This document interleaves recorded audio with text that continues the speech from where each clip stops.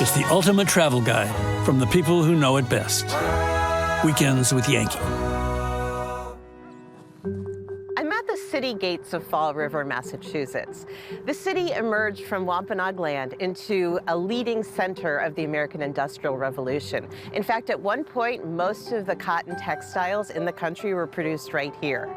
Those mills attracted waves of Portuguese immigrants, and now about 50% of the city claims Portuguese heritage. So I'm going to be meeting up with my friend, the food writer David Leite, who was born here, to learn more about Portuguese food and culture.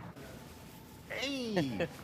It's Isn't so it wonderful? beautiful. Oh, it's so good to see you. too. How's everything? Good, good. Oh, you already got I treats. already ordered a little bit. Thank you. These are called pastéis de nata, which is basically cream custard pastry.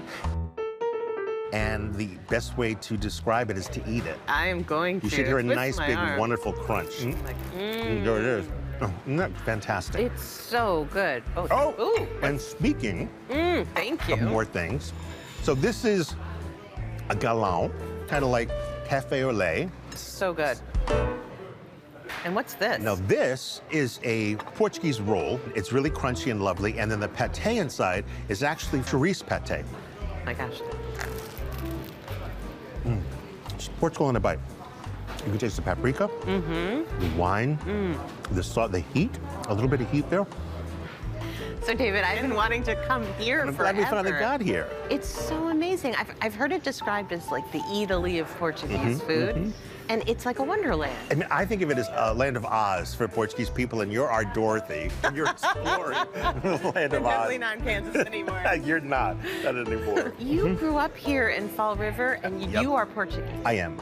And my story growing up was I didn't want to be Portuguese. I wanted to have blonde hair, blue eyes, a last name of Johnson or Pugh or something like that. And then when my grandmother died in 1992, I realized certain recipes died along with her. So that's when I started getting involved in developing recipes. And it started out with Portuguese recipes and Portuguese food. And I keep coming back here because it's just home. Now, this morning I was at the city gate. The city gates. What's that? So many immigrants went through those gates to come here. I just think it's this wonderful connection between the past and the present, from the old world and the new world. So it's a very special meaning. Well, I feel like there is so much for me to learn here today. And one way I want to do that is by cooking together. I have a special recipe for my cookbook that I want to make with you, but I got to shop for ingredients. So I'm going to introduce you to the owner of the shop, and he's going to give you a much better view of the store. So nice to meet you. So you kids do this, I'm going to go shop. Okay. All right? All right. So kind of give me a sense of the layout of the store here. So behind us here, we have our wine section. Right. Which is the largest Portuguese wine section in the States. In fact, we have over 800 Portuguese wine SKUs. And here on the right-hand side, we have probably our strongest category in Portugal, which is tinned fish. The packaging alone is so beautiful. Exactly. Is there a region of Portugal that's known to have the best olive oil? I would say that's Alentejo, also a really well-known wine region. Right. To the left, we have our sausages. Oh my God, look at those, they look so good. So I think the two that people are probably most familiar with are chorizo and linguiça. and linguiça, That's right? correct, yeah. Chorizo, a lot of the chorizo and linguiça are cooked into stews or dishes. Right. Although there are some chorizos now that they're ready to eat. I'm seeing something here that I've heard about, which is that you have this incredible collection of salt cod. Would you want to take a look? Oh wow!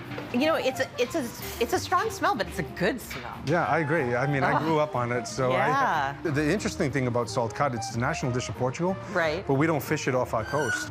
So our fishermen have been for generations coming to Nova Scotia to fish it, Gloucester, So New Bedford. in the 14 and 1500s, Portuguese fishermen were sailing to North America, right? Chasing cod at the time, and salting it on vessel. And so this was preservation before you had refrigeration. Exactly. Fish will go bad very quickly, as we all know. What are the essentials of how to cook with? First, you have to soak it, right? Correct. So yeah, you'd have to soak it for 2 to 3 days to reconstitute it, and then it does have a firmness and a texture that you wouldn't find with fresh cod. Yeah, it's meaty, very meaty. In fact, in Portugal, we eat salt cod with red wine. Which you know, it sort of defies what you should do when you eat fish. With salt cod, there's nothing you discard. Right. So even sort of these bits can be used for stews or you know, with rice. We even have codfish tongues. Oh, wow. Yeah, which are delicious in a rice as well. You have created an absolute food lover's paradise here. The salt cod alone is enough of a draw, but the whole store is amazing. David's been shopping, and we're going to cook together. Thank you for letting us use your kitchen. No problem. Thank you very much. Really lovely. Likewise. David, I don't know what we're making, but I know that these ingredients, clams, smoked meat, and tomato, onion, garlic, can only add up to something delicious. I see wine, olive oil. Right, you can't go wrong with these ingredients, Yes. right? Yeah. We're making clams and sausage in a Cataplana, which is what this is. Tell me about this thing. Well, it's a very, very old cooking vessel in Portugal. The tradition is that they cooked in it and then would bring it to the table and they would open it up and they would serve it.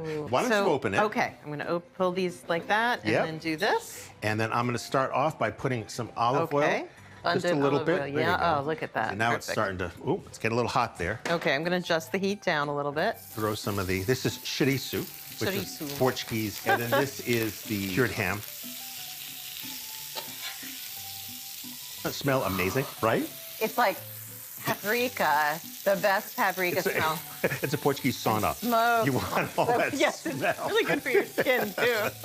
Now see how you're starting to get some of the oil coming out from the Yes. sausage? My grandmother would take all of that oil and she would strain it so there was nothing in it, heat it up, and she would make French fries in the oil. Oh my And there were God. orange French fries that tasted of chorizo. Okay, so you cook that until it's got a nice color, releases all that beautiful orange oil. Put it aside, and I'm just Okay. gonna add a little bit more olive oil.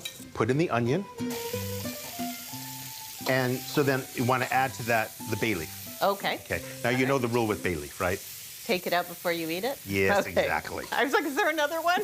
No, that's the only rule. So about 5-6 minutes until translucent and softened. Translucent and soften, evenly orangey kind of thing. Then we'll throw the garlic in for a minute or two. Okay. And after that, we'll take the tomatoes and the wine. I just kind of do some nice, good glugs. Nice. And I think that's probably a good amount. Perfect. So before we put the clams in, you want to put paprika. My mother says it always has to have paprika for color. And so it's starting to simmer, right? Yes. All right, so why don't we put the clams in now? Just dump all this in. Okay. Okay. Watch, I'm gonna splash you. Nice. There we go. So you want to like submerge as much as possible so they're gonna start opening. Right. And then you just give that a close. Okay. Pop both sides. Nice. Bada bing, we just let it stay. Let it. That's okay. it. How long does this, what, couple minutes till the clams open? No, maybe like 10 to 15. Oh, okay. Because those are big clams. Right. See all that great steam? Yeah. You want to get it before it all goes away. Okay. All right. So pop I'm going to pop, and pop. pop, and then I'm going to. Very carefully. Just to be careful, lift, 'cause there's there's gonna be a lot of steam. steam. And look at that. Woo! Look at that. Isn't that just beautiful? Now what you want to do next is get your sausage and your ham Okay. and toss them in with. Sprinkle. Yep. And any of the oil that's there, you just let it go in. Oh, nice. There you go. The special sauce. Yep. That looks great. And that's the dish. Just for us. Have just a little bit of pepper. Nice. Parsley. Not all of it. And that's it. And some of the ham. Thank you. You're welcome. All right, I've got a fork here. I'll give you a fork. Thank too. you. It's gonna be hot.